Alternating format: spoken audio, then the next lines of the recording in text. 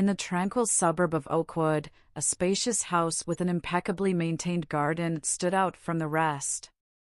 It was the residence of Catherine Bennett, a 60-year-old lady known in the neighborhood for her sweet kindness and her garden full of vibrant flowers.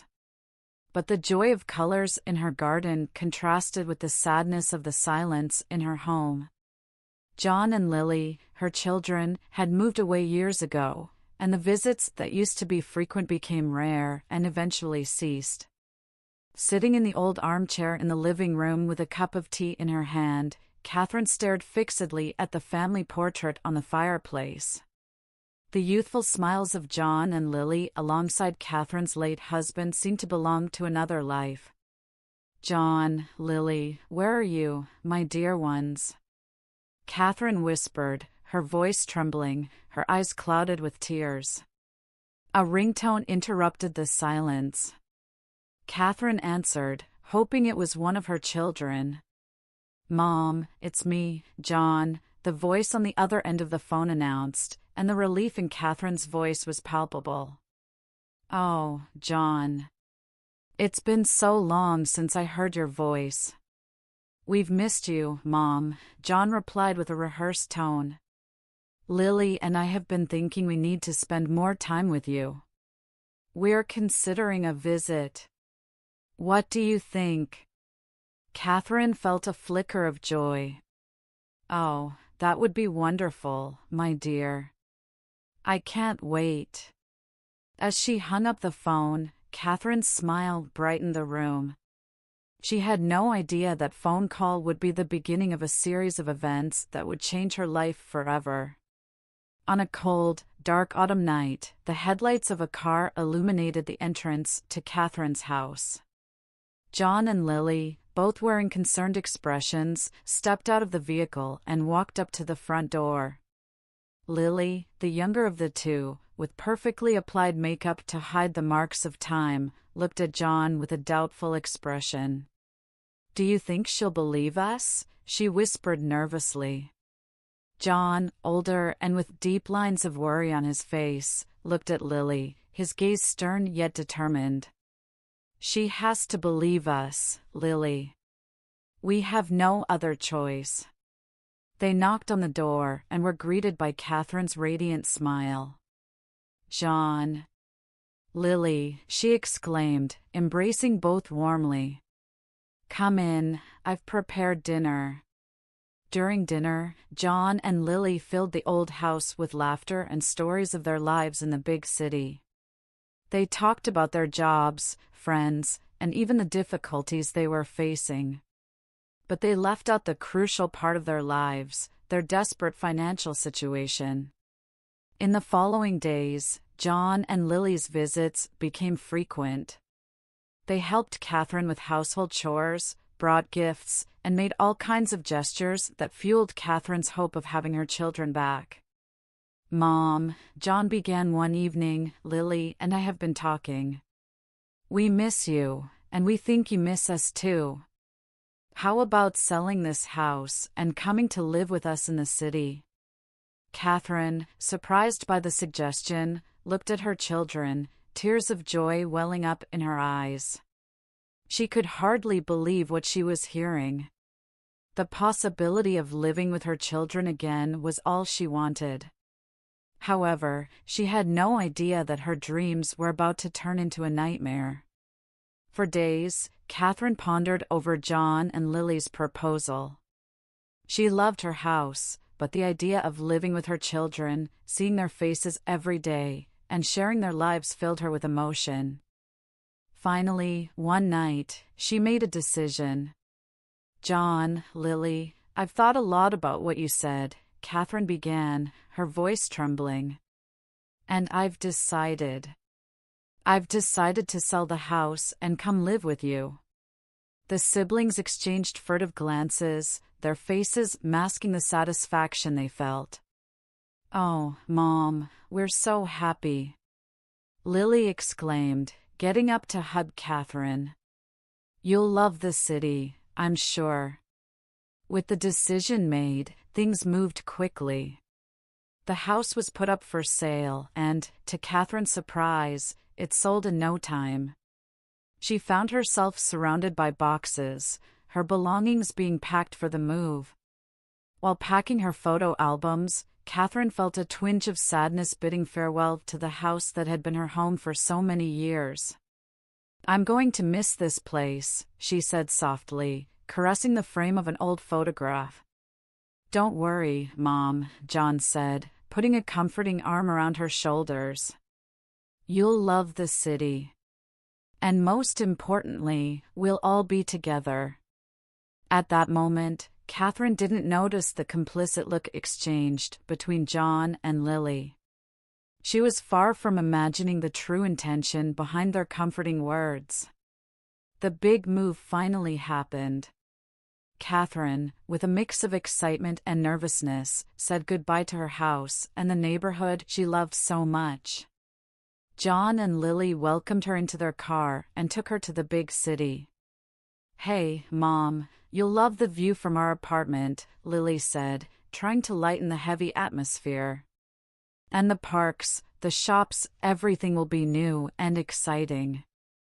Upon arrival at their destination, Catherine was met not with a cozy apartment but with the entrance of a large nursing home for the elderly, the walls painted in pastel colors, the gardens well-maintained. "John, Lily, there must be some mistake," Catherine said, confused. "This is a nursing home." "Mom, we're so sorry for not being honest from the beginning," John began, his voice trembling, avoiding her gaze. "We can't support another person in our apartment anymore. And with the money from selling your house, we were able to secure a safe and comfortable stay for you here." Catherine felt her heart tighten. She looked at Lily, hoping to see some sign that this was just a tasteless joke, but Lily's face was serious, her eyes filled with tears. "Mom, we're so sorry," Lily said, tears streaming down her face. "We promise we'll visit you whenever we can." And so Catherine found herself alone, abandoned at the entrance of the nursing home. She felt a deep sadness, a sense of betrayal that left her bewildered. With tears streaming down her face, she entered the new place that would be her home, unaware that this sad twist in her life was about to give way to surprising new beginnings. Life in a nursing home was a big change for Catherine. She missed the freedom of her own house, the familiarity of her garden, and above all, the hope of being with her children again. But she was a woman of strong spirit and decided to face the situation head-on. One afternoon, while sitting in the nursing home garden, Catherine saw an old house for sale across the street. Something about that house caught her attention. It seemed lonely, just like her. Remembering her hidden savings, Catherine decided to buy the house. When she shared the news with her children, they laughed, doubting Catherine's ability to take care of an old and unused house. But Catherine was determined. "I am stronger than you think," Catherine said, looking into John and Lily's eyes. "And this will be my home." On moving day, Catherine found herself once again surrounded by boxes, but this time there was a sense of anticipation and hope. Shortly after moving in, Catherine met her neighbors, a young couple with 4-year-old twins. Camilla and Martin were kind and offered help with the necessary repairs in the house. "Ms. Catherine, this house needs a little touch of love," Martin said, looking at the weathered house. "And I think we can help you with that." And so, a new friendship blossomed. Even in the midst of a challenging situation, Catherine found herself surrounded by people who genuinely cared for her. It was a twist she didn't expect, but deeply appreciated. The following months were a whirlwind of activity. Camilla and Martin, along with their adorable twins Julia and Max, helped Catherine transform the old house into a home. They painted walls, repaired the roof, and tidied up the garden. Catherine, despite her age, was determined to assist in every way she could. "Mrs. Catherine, you need to rest," Camilla scolded as Catherine insisted on helping plant flowers in the garden. "My dear, I've never felt so alive," Catherine replied, her face radiating joy. The old house began to come back to life. The walls received new colors, the garden blossomed, and the house, once so lonely, was now filled with laughter and conversation. John and Lily, observing from a distance, couldn't believe the transformation. They never expected Catherine to be capable of such a feat. Their surprise, however, turned into anger and resentment. They felt deceived, believing that Catherine had hidden money from them. "Mom, you really surprised us," John said during a visit, his voice filled with false joy. "Yes, Mom, you really showed us how independent you are," Lily added, her smile not reaching her eyes. But Catherine, happy in her new life and oblivious to her children's feelings, just smiled and thanked them, unaware of the storm brewing. Life in the old house was just beginning, and with it, new surprises were waiting. With the house finally in order, Catherine began exploring every corner, every room, getting to know all the secrets of the place. One afternoon, while descending the creaky stairs to the basement, Catherine noticed something peculiar. The basement was damp and dark, filled with old boxes and dusty furniture. In one corner, there was a large, old, locked chest. Catherine's curiosity was immediately piqued. Camilla, noticing Catherine's excitement, suggested, "Maybe Martin can open the chest for you, Mrs. Catherine." With Martin's help, the chest was opened, revealing a stunning collection of jewels and gold, each piece more dazzling than the last. Catherine was shocked, hardly able to believe the fortune. She had discovered treasure in her own house. "It's incredible, Mrs. Catherine," Martin exclaimed, his eyes wide with astonishment. "You are a lucky woman." Catherine, however, was stunned. She decided to keep the discovery a secret, sharing it only with her lawyer, who advised her to keep the valuables safe until she decided what to do with them. Throughout the days, Catherine pondered her basement discovery. The wealth she had found would change anyone's life, but for Catherine, the real value lay in the friendship she had found with Camilla, Martin, and their twins. No amount of money could buy what they had shared. With this realization, Catherine began to consider a plan, one that would turn the lives of everyone around her upside down. Years passed, and Catherine became an integral part of Camilla and Martin's family. The twins, Julia and Max, regarded Catherine as a grandmother, running to her with school stories and seeking advice. Catherine, in turn, delighted in their presence, her smile always brighter when she was with them. But the passage of time also brought challenges. Catherine's health began to decline, and old age proved to be a formidable opponent. Nevertheless, she refused to be defeated, always finding joy in the little things. "Catherine, you need to take care of yourself," Camilla would warn, concerned for her friend. "And I am, dear, I am," Catherine would respond with a smile.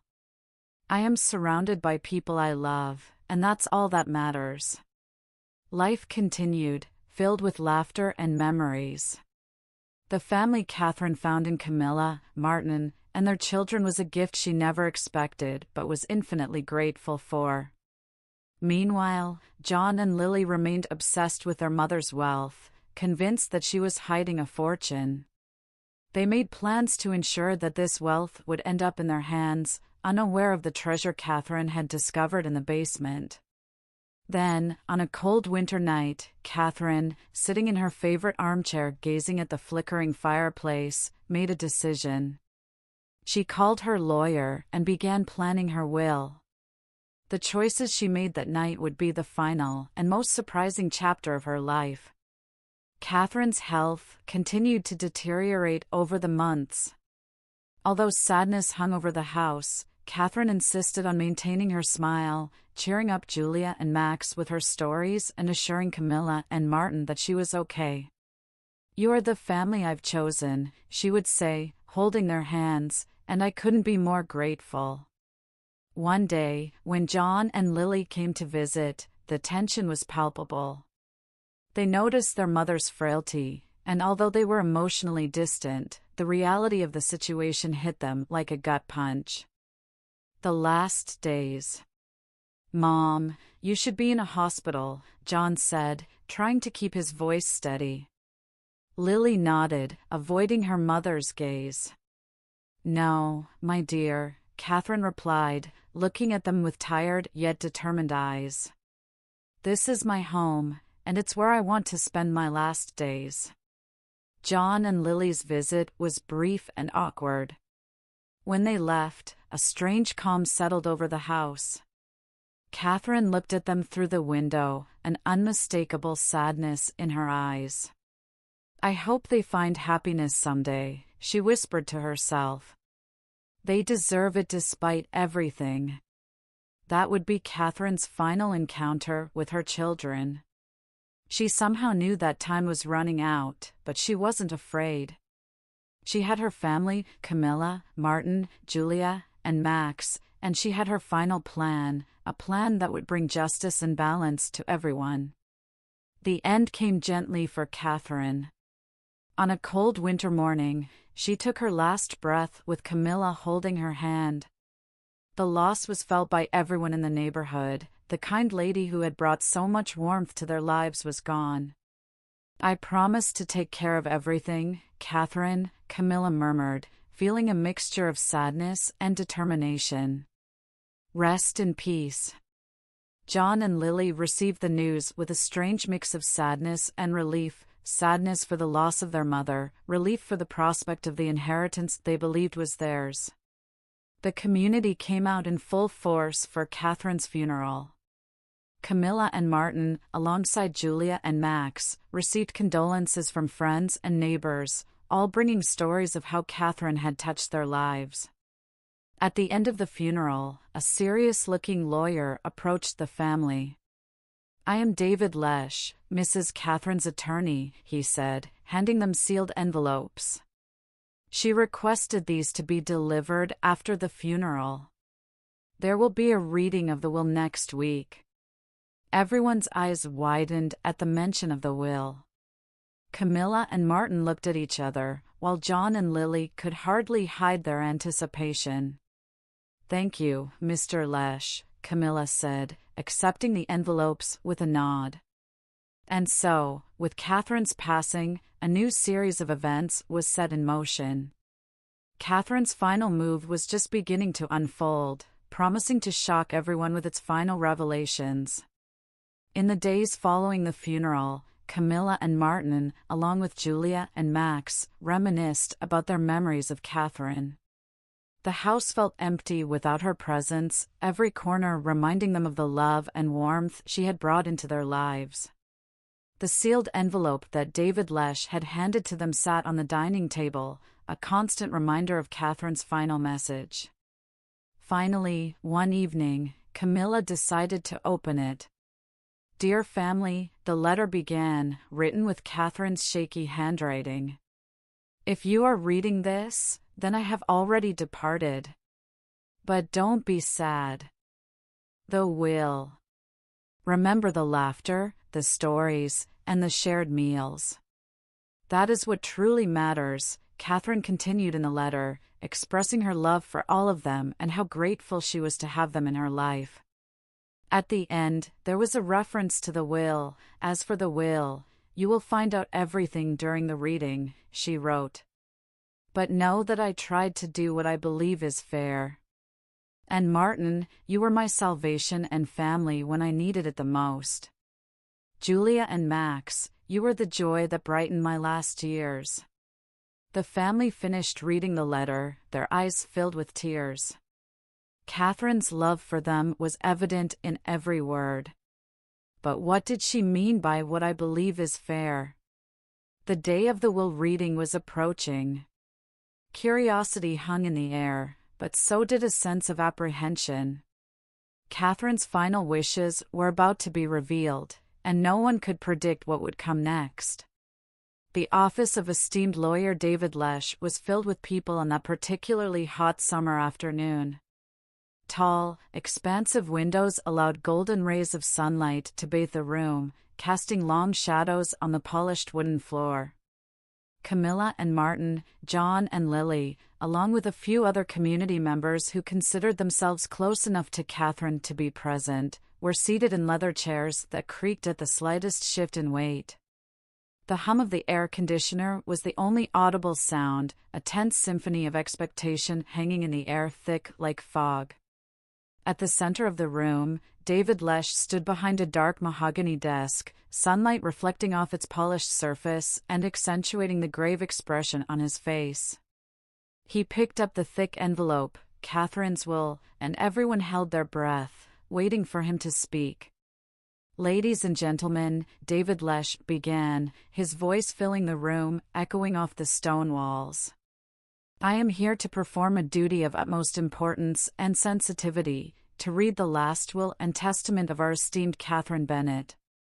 He paused, looked at everyone present, and continued, "If you are ready." There was palpable tension in the room as David Lesh began reading the document in his hand. The words were clear, unequivocal. "To Camilla and Martin Robinson, I leave my residence and all my personal belongings," David Lesh read aloud. Whispers of surprise ran through the room, some looks of shock and disbelief directed towards Camilla and Martin, but no one was truly prepared for the bombshell that would be the next revelation. "As for my accumulated fortune in jewelry, gold, and diamonds," David Lesh continued, pausing for dramatic effect before announcing, "with a monetary value equivalent to several $1,000,000. The room erupted in hushed whispers, the previous tension evaporating and being replaced by palpable shock. And so, Catherine Bennett's final wishes began to change the course of everyone's lives in that room.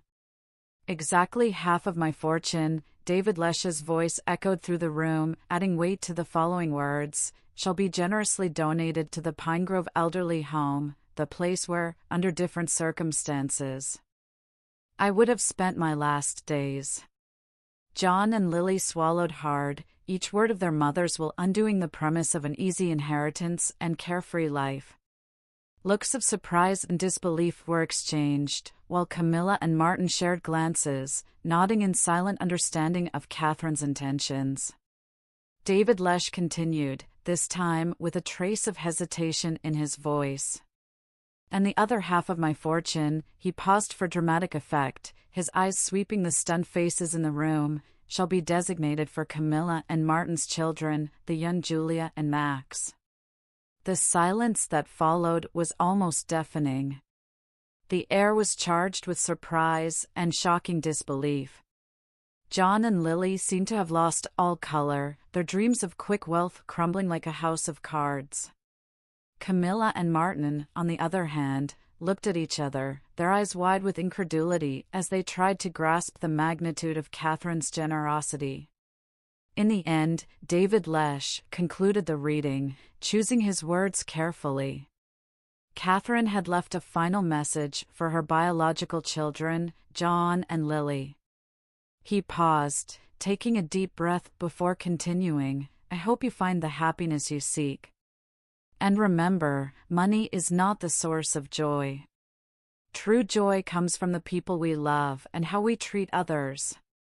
As for my money, you have already had your portion from the sale of the house, in a situation where I felt deceived and practically coerced. You won't see another cent." The room immediately turned into a whirlwind of conflicting emotions.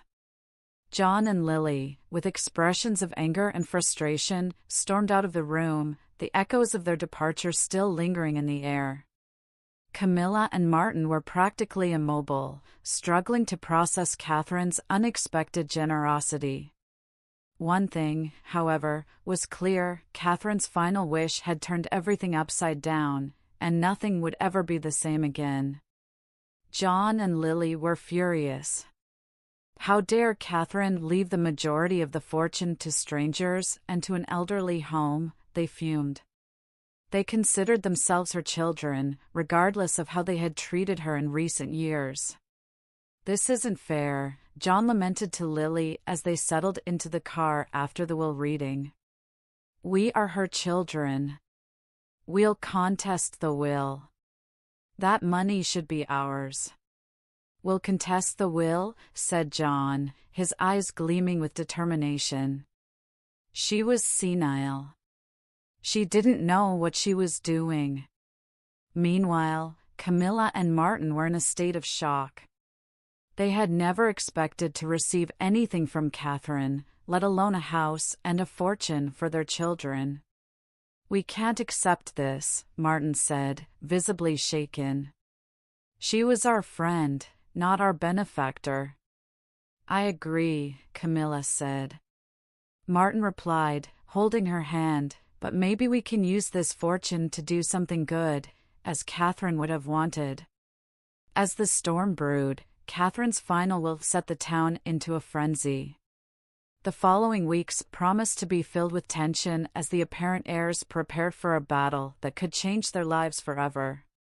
John and Lily sought out the best lawyers money could buy, attempting to contest Catherine's will. She was senile. Her mind wasn't clear when she made this will, argued John in court. On the other hand, Camilla and Martin, along with lawyer David Lesh, were ready to defend Catherine's will. Your Honor, Catherine Bennett was fully aware of her actions.